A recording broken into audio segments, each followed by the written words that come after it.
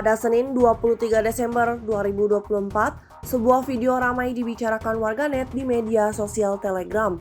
Pasalnya, dalam rekaman tersebut menunjukkan detik-detik penghancuran posisi kumpulan tentara Ukraina.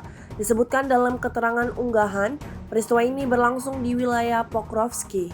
Operator drone FPV Angkatan Bersenjata Rusia tidak tanggung-tanggung menghancurkan 4 tentara Angkatan Bersenjata Ukraina dan melukai 2 lainnya. Tampak serangan tersebut tepat mengenai sasaran. Tidak diketahui pasti ada berapa jumlah korban jiwa dalam peristiwa ini. Beredarnya video ini menuai beragam respon dari warganet.